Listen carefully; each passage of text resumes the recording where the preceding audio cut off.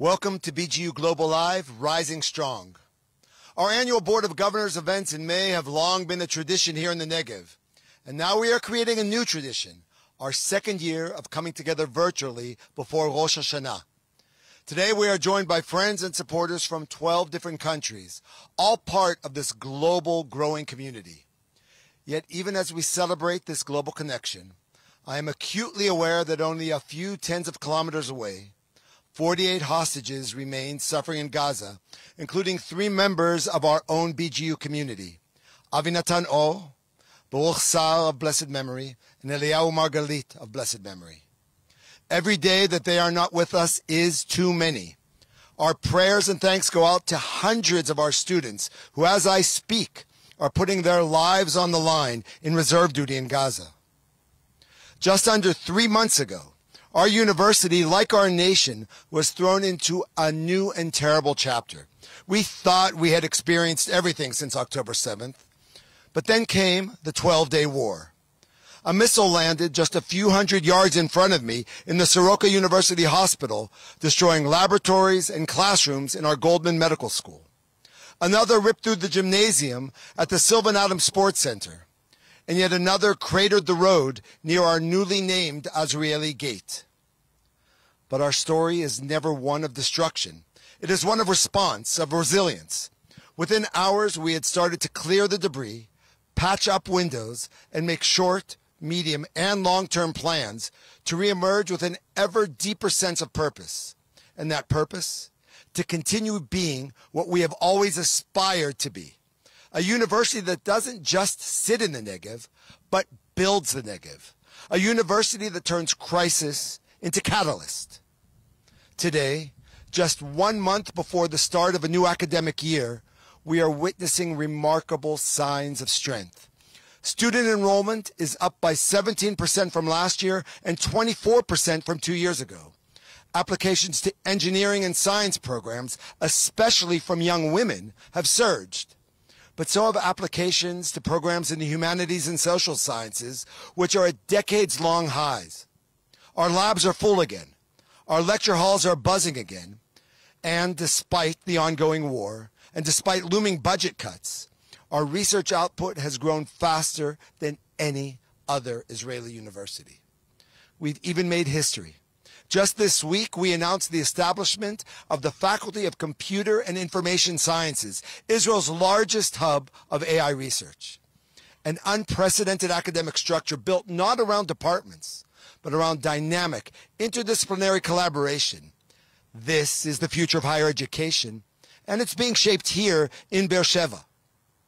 But beyond the numbers and the headlines lies something deeper, a truth we've learned over these past 2 years. That academic excellence cannot be divorced from moral clarity. That universities are not ivory towers, they are watchtowers. And that our commitment to research, education, and regional development is at its core a commitment to reciprocal responsibility to our community in the Negev. So tonight, we begin our broadcast not just with an update, but with a promise that even when the ground shakes, literally, we stand firm, that even as we rebuild walls and erect structures in the North Campus, we will continue opening doors. And that from the heart of the Negev, we will keep asking the hard questions, pursuing bold ideas, and building a future worth believing in. Welcome to the program.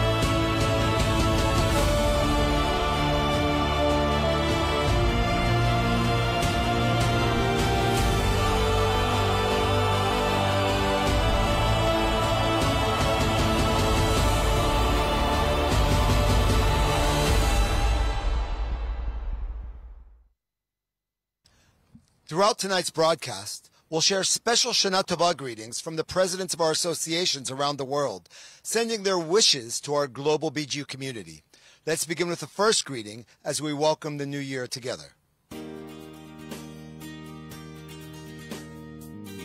To the members of the university and all the BGU family around the world, I wish a new year of hope, strength, and resilience. So, from Paris, Shana Tova. Shana Tova ומתוקה. May this be a year of health, innovation, light, and peace for us in Israel and the world. Shana Tova ומתוקה from the amigos of the Ben-Gurion University in Mexico. Shana Tova from the city of Johannesburg to all my BGU friends, associates. I'm absolutely honored to be able to welcome the new year with you all. We should pray all for peace. We should pray for the return of our hostages, and may we know, all of us, no more suffering. Our next guests are from the Mishmash Robotics team at the Chussedman Science Center for Youth at BGU. Mishmash means hodgepodge. This diverse, purpose-driven group earned one of the top spots internationally this year at the World Robotics Championship in Houston, where they were also hosted by A4BGU. Joining us are the team mentor, Aviad, and team member, Sela in Nimrod. So, Aviad, first of all, congratulations. Thank you. And can you tell us about the program? Who can join in? Yeah, so BGU's Chussedman Science Center opens a university-level resources to teens across the Negev, available to students grades 9 to 12, no prerequisites, no prior experience. Each season, we take a real engineering brief under a tight deadline. They need to design, build, and program a robot that completes tasks on a dynamic field. The challenges mirror industry. There is sensing, control, consistency. Typically, the robot needs to collect game pieces, manipulate them, and placing them on defined targets across the field. But the real outcome... The students are from all over the South? Yeah, all over the Negev. But beyond the impressive technological skills, what's the deeper goal of the program for these young students? Yeah, surprisingly, we are not actually trying to teach them robotics. That's just an happy side effect. The robot is the hook. We teach them thinking by doing, breaking messy problems into testable steps, run small tests, decide by data, iterate fast. Their world is optimized for infinite scrolling. It might be convenient or easy escape, but that's rough on attention and self-discipline. So we're actually starting by unlearning. We peel away habits that block active thinking. They jump to conclusion too fast, avoiding problems. And then we rebuild independence learning and deep focus. So above all, we build resilience. We deliberately design bounded adversities, tight schedules, imperfect specs, so they can practice recovering, facing... It actually sounds like skill sets that we should probably be implementing in our university curriculum in this new age. Yeah, exactly. Thanks so much, Avi. So, Sela, you were only in the 11th grade when you were part of the competition, and you served as the team's captain. How was it to lead your peers? How was it to lead to the group and to represent Israel abroad during this incredibly challenging time? So, leading my team through and to the global stage in the World Championship was both an honor and a huge responsibility. We were asked to minimize our Jewish identity for fear of backlash or maybe even worse, and that sense of fear and other adversities brought us closer together, and we were able to show resilience by supporting each other and growing stronger through those challenges. As team captain, I was able to show and I was able to give a sense of unity and pride to both my country and to my team, and to my country. Well, that's quite a lot for someone in 11th grade. And Nimrod, so now as a 12th grader, you've been part of the robotics team for 3 years. So what has been the impact of being on the team on your life? Yeah, so Mishmash, while is by definition a robotics team, to me it's much more than that. It's the endless pursuit of perfection, it's the dedication, it's the resilience, all of these values that are being instilled through robotics, through the work, but they follow me and they follow me through every part of my life. But also more than that, I think that Mishmash is a home. It's a steady, it's a reliable place that I can always count on. When I have a difficult day or moment, I always know that when I come back, I can just jump into the work and laugh with my friends. And this knowledge, it fuels me. It gives me strength to go forward. Well, thank you all so much. And I can say you might remember that when you hosted me before you went to Houston, I succeeded in crashing the robot. Good luck to you guys this year in the competition. Thanks so much.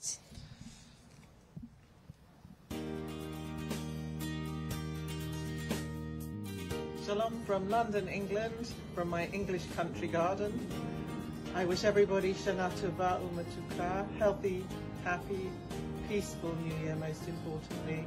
And we pray for the safe return of our hostages. Shalom.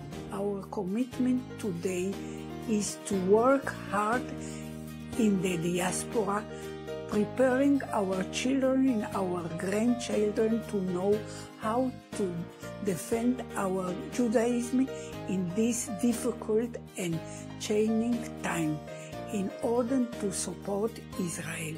Shana Tova U'Metuka and peace from Israel. Am Israel Chai. On behalf of BGU Canada, I want to wish you all a heartfelt Shana Tova. We're proud to stand with you, BGU, and look forward to all the things we can accomplish together in the coming year. Well, this is so great to see my friends from all over the world. Our next guests embody true resilience. The Iranian missile that struck our research floor at Soroka Hospital campus destroyed the lab of Professor Ehud Ohana from the Clinical Biochemistry and Pharmacology Department. Yet instead of stopping, Ehud and his students, with the help of our emergency campaign, chose to push forward with groundbreaking research. Ehud and two of his remarkable students, Noah and Aharon, are with us today. Udi, Ehud, welcome. You and your students were on site within minutes of the missile strike. What went through your mind when you saw years of research evaporate in front of you? Yeah, so of course once we realized that everybody was healthy and everything was okay because nobody was in the lab at that time, the first thing that came to my mind when we saw this demolition and damage is, how do I get my lab to be functional again as fast as I can? How do I get the lab to work again? And it was not easy seeing all this damage. We went in and we knew that the first thing we have to do is, first of all, take all the biological samples and take them to a safe place. Then we knew that this is the most important thing to continue our research. And so what gave you the strength to do this within minutes of this huge disaster? Yeah, so first of all, I'm optimistic in nature. So when I saw it, I knew that, we're going to rebuild it. I knew it. But when I had these two guys that you see soon with me, I realized that not only we'll be able to rebuild the lab, we're going to do it faster than I actually thought. Thanks, Udi. And so Noah, I can imagine, actually I can't imagine, that losing work that you've invested so much in could be devastating. Yet you and your fellow PhD students didn't take any time off at all to recover. What motivated you to keep going on with your research? So I guess for me, what motivated me was to see how, against all odds, we managed to pull through, and we managed to start conducting experiments only 3 weeks after the strike. And the first time I went into the lab after the strike, I thought we wouldn't be able to save much less as we managed to eventually get out. So I guess with the help of colleagues and the university, we managed to do it well, and we are doing it well now. So I guess that's what kept me motivated. And so, Aaron, if I understand correctly, you actually witnessed the missile strike and were one of the first people to be on site surveying your destroyed lab. Looking back at that moment, those 5 minutes, what's the thing you'll take from this experience? This truly shocking and unexpected experience. I think what I take with me is a reminder of how fragile everything around us can be, but also how strong people are when we face something so difficult. Being there right after the strike definitely changed my perspective, but I think what stayed with me is how our group and colleagues immediately came together, helping each other, making sure everyone was safe, and even pulling out whatever we could so we be able to keep working. So I think for me it's more about the distraction, it's more about resilience, solidarity, and yeah. Thanks so much, Aaron. And so, Udi, coming back to you. Against all odds, a week and a half after this, you and your team published a really incredible article. I actually read it in the really prestigious journal Nature Communications. Can you give us a really brief overview of what is your breakthrough and how may it help people in their everyday lives? Yeah, sure. We're very happy about it, obviously. What we actually found is we're in the biomedical field. We found a new metabolic pathway, and this metabolic pathway controls the levels and the balance of sugar and nutrients in our body. And actually with the help of Noah and Aaron, who actually did the work by hand. They injected siRNA to manipulate this system, to change certain parts of this system, and by doing that we witnessed something remarkable. The liver of these mice turned to be a sugar sponge.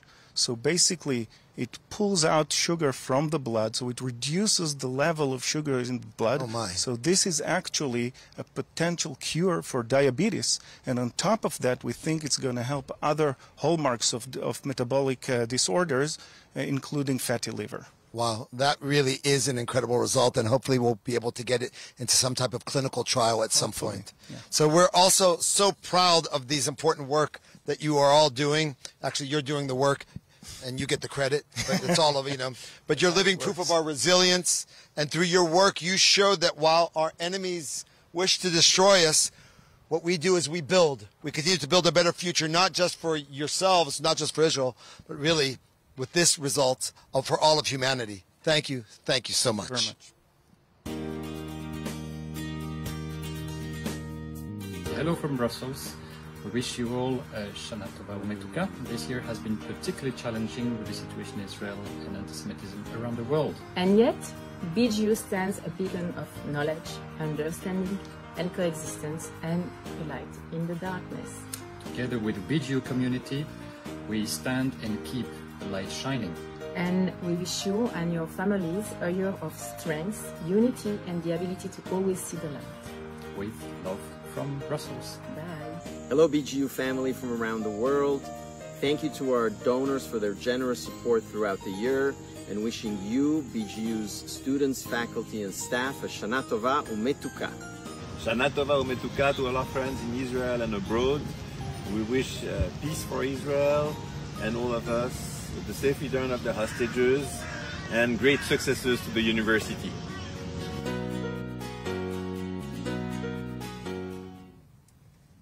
With us next is Dr. Shimrit Maman, a trailblazing space scientist whose leadership extends across academia, international policy, and advocacy. Shimrit heads the Remote Sensing and Planetary Imaging Lab in Professor Dan Blumberg's research group.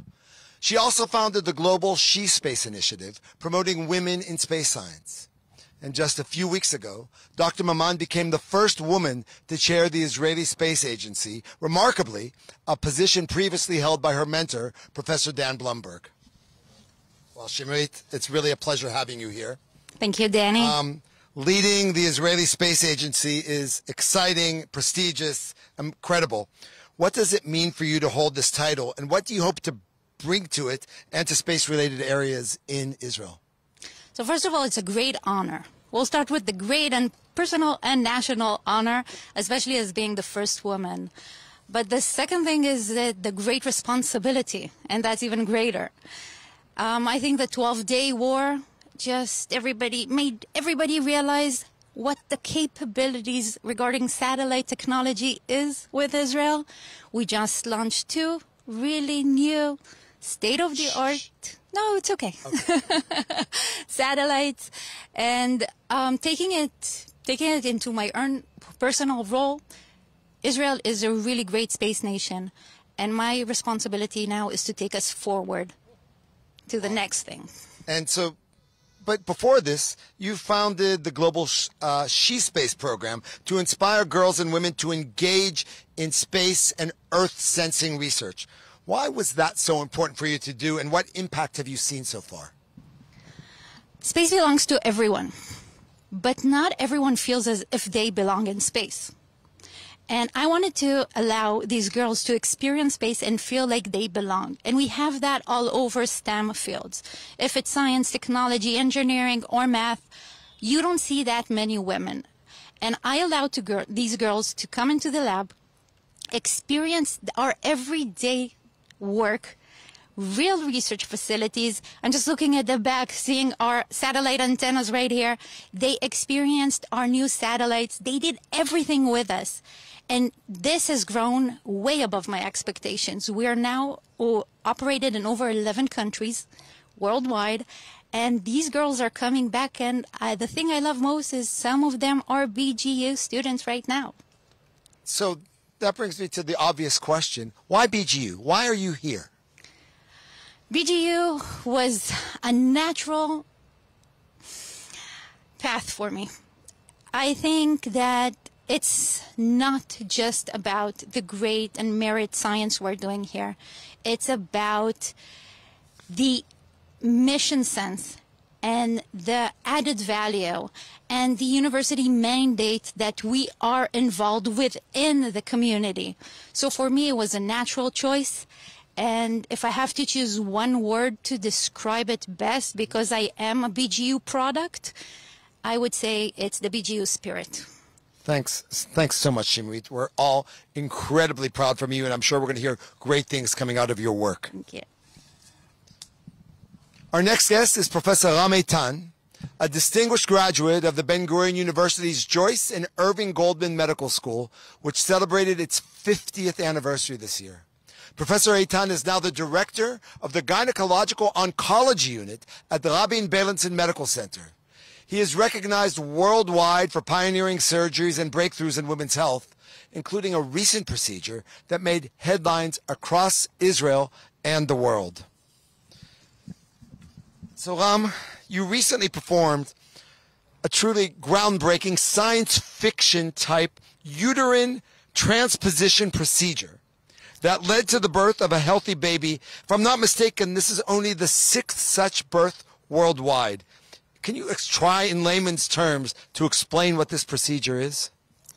I'll try. Yeah. So, in a nutshell, young women that are diagnosed with pelvic cancer sometimes require radiation therapy to the pelvis to treat this cancer. And this radiation therapy harms the uterus in a way that is irreversible and does not allow them to become pregnant or bring a child. So they'd be infertile. They would be infertile. So up till recently, there was nothing really that we could do. And this surgical procedure affords a chance for these patients to become pregnant. So what we do is basically, I use the minimally invasive technique with robotics, is remove the uterus from the pelvis, transpose it to the upper abdomen. Move it up in towards the belly. With its blood supply. It is stitched. Flip it above, over, so to speak. It's not flipped over. It's like parallel to what it was. Above the umbilicus, it's stitched there. The patient goes on to receive the radiation for a month and a half or 2 months. And after about 3 months, we do another surgery and transpose the uterus back down to its original position, stitch it back to the vagina, and it works. and they can become pregnant, carry a baby to term. So this patient, after about 2 years of follow-up, became pregnant, and I was lucky enough to deliver her baby by cesarean section at almost full term. That is absolutely it was very unbelievable and emotional, I'm sure. Very, very exciting for me, for the patient, for the husband. It was spectacular. And so, as a graduate of BGU, how did your time here affect your being as a doctor? So this is a special place, like Shimrit said. And I think two things. First of all, when you're a medical student here, you start seeing patients from year one. And that teaches you how to put the patient in the center. It teaches you how to talk to a patient. It teaches how to listen to a patient, which is sometimes more important than talking to a patient. And it teaches you what the patient really wants, except, you know, for treating their cancer or their heart attack. There are a lot of other things they need and want, and it teaches you that. And the second thing is the innovation. This whole place is about innovation, Beersheva, the university, the medical school. And I've taken that with me for my whole career. Thanks so much for joining us here tonight. It's been a pleasure. Thank you. So 4 years ago, we established the Goldman Sonnenfeld School of Sustainability and Climate Change at BGU. This school, the first and largest of its kind in Israel, has attracted not only students and faculty members to the university, but has also changed the way we approach interdisciplinary academics as a whole. Within Israel, the school's National Institute for Climate and Environmental Policy aims to translate BGU's groundbreaking research into tangible outcomes that will influence the country. To help us look at the broader picture of climate and environmental policy, we are joined by Tamar Zandberg, former Minister of Environmental Protection and now heading the National Institute for Climate and Environmental Policy here at BGU. Tamar, welcome. Thanks for being with us. Thank you, Danny. You've dedicated your entire career, rather political, public, to environmental protection, and you now lead our National Institute for Climate and Environmental Policy. From your perspective, what can Israel, and BGU in particular, play in the global fight against climate change?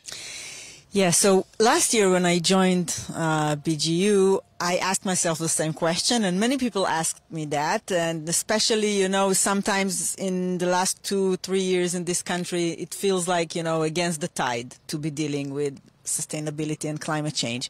But actually coming here every week, it feels like a living lab for the challenges of not only Israel, not only the Middle East that we share, you know, we look west to Europe, to the US, but actually the desert and the sea and the biodiversity we share and the water scarcity we share with this region.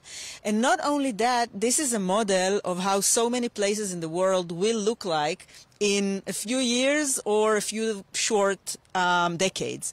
So we actually see that we are starting to get interest from all over the world, and we actually have the solutions. You know, Israel is a world leader with water technologies, with arid agriculture. It affects our national security around here, but also an opportunity for regional cooperation, which would be the key to the next few years. So I feel like in the heart of everything that's going on, and that climate change and sustainability challenges are not like a side, you know, like this marginalized issue, but it's actually a thread running through everything that we do in Israel, in the Middle East, and in the world. So speaking of solutions, this morning, both of us had the privilege of hosting the Climate Solutions Prize delegation led by none other than Michael Sonnenfeld, who endowed our school. They were at our Sylvan Adams campus in Stable Care looking for climate solutions from our research. As part of that visit, Michael and I shared a few words about a vision guiding the global climate innovation and the role BGU plays in it. Let's take a look at what Michael has to say. Michael, as really the visionary who pushed this Goldman Sonnenfeld School of Sustainability and Climate Change forward, what is your hope, your expectations of the school in generating leadership in this field? So, Danny, really thanks to you, but to the university. We're doing something at Ben-Gurion that is now being followed around the world. This idea of the whole campus, to have the entire university part of a climate school. On the one hand, it's a virtual school. On the other hand, we have now 180 professors who have signed up to be part of it. And as you said in this morning, and I was saying to our group coming here, who would imagine that a literature professor would be part of a climate school? But more people learn about climate from sci-fi, science fiction related to the climate, than they do reading academic papers. So to bring together medical professionals about how climate will affect, to bring together food specialists, water specialists, this is the most amazing concept. And I believe one of the other universities in Israel is now following our model. I heard they did exactly the same thing, your former university. I couldn't have been prouder when I was with the rector from Tel Aviv to hear that they're doing a similar thing. Maybe every school in Israel will be all climate all the time, but you've really set the pace. And to associate my wife and my family's name with this is the thrill of our life. Right. You talk about the Jews leading in climate change and in helping the world.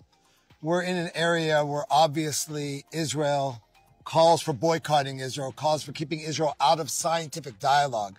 How do you mesh these two together with what you're trying to do and this idea of Israel not being part of the scientific community? So, first of all, on our way here, we were diverted in our helicopter because a missile was coming in from Yemen. Yesterday, I was in a bomb shelter in Tel Aviv. So the incredible discrepancy between the reality of people who are trying to survive here and the way it's portrayed, I think I just want to go back to first principles. The people here have been thriving in a society that has been under threat for 50-some years.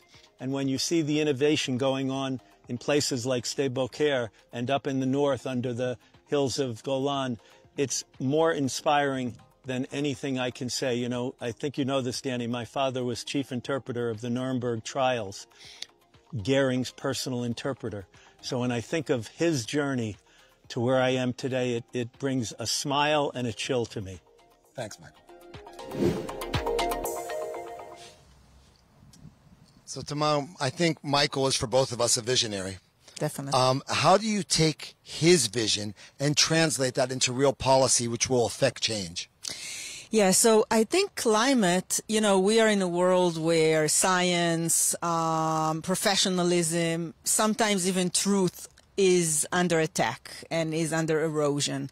Climate is probably the one policy area in which you have to rely on science, because the science tells us what is going on, and this is our way of interpret the reality around us that is changing and changing rapidly. And the question, will we take the future into our hands and lead and not only survive but thrive, depend on the question, will our policies will be science-based. And this is what we try to do. We bring in BGU faculty and professors and researchers and connect them with policymakers in the national level, international, and also local level around here in the Negev and in Israel.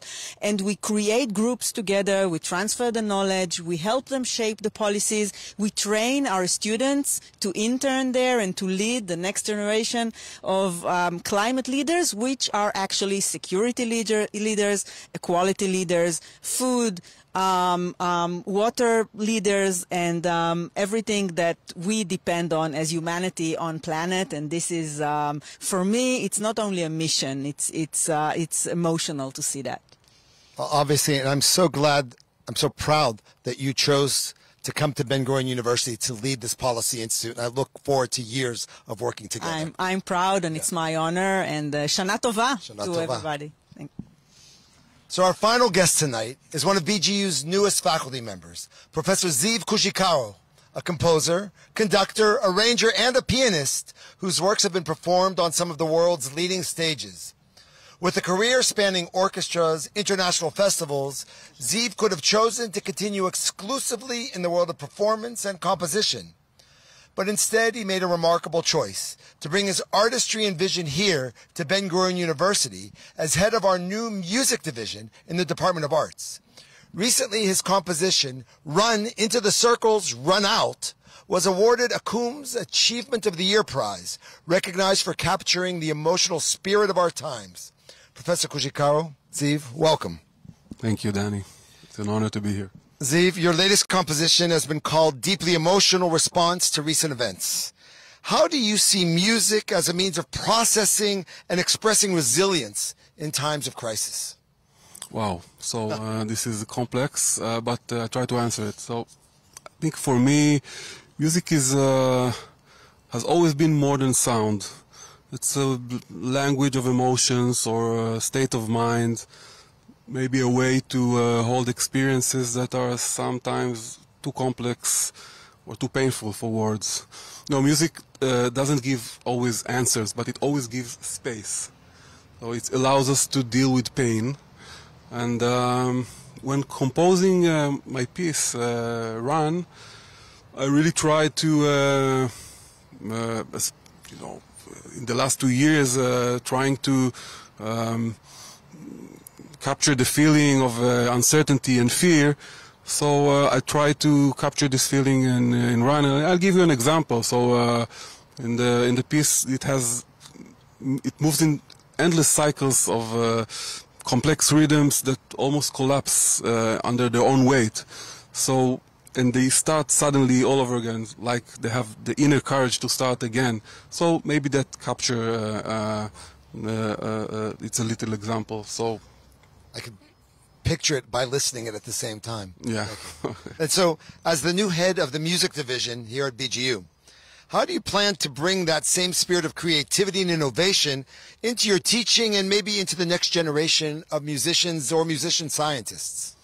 Okay, so let me first say that I'm really glad coming here after long years of servicing in another institution, and this is a really big opportunity to building something new. It's like almost a pioneering act for me. So I'm honored to join this university, and we have several plans for all kind of students on the undergraduate level. We're going to mainly focus on music appreciation and accessibility, making sure that every student from any faculty will be able to engage with music, understand it, learn to listen to it, because music is not only for musicians, it's for everyone. But on the graduate level, I think we're going to mainly focus on composition and research with the enormous possibilities that the university can offer, the interdisciplinary possibility, composition and research with interdisciplinary possibilities of psychology, literature, technology, of course, AI. So endless possibilities, and I think we're so glad and excited about it. The decision of an artist of your caliber to join BGU speaks volumes about what the university represents, I think. Creativity, courage, and vision. Thank you so much for becoming part of the BGU community. Thank you, I'm honored. And Shana Tova, of course. Shana Tova. So to all our guests, students, researchers, and faculty, thank you for showing us what resilience and innovation truly look like. To our supporters and our global BGU community watching from around the world, thank you for standing with us and being part of our journey. As we step into the new year, we pray for an end to the war, the safe return of all the hostages, and a year of quiet for our students. And may the spirit we've seen tonight guide us toward a future filled with hope, imagination, and strength. And before we say goodbye, I invite you to stay with us for a short closing video, a final message to carry into the new year. Shana Tova.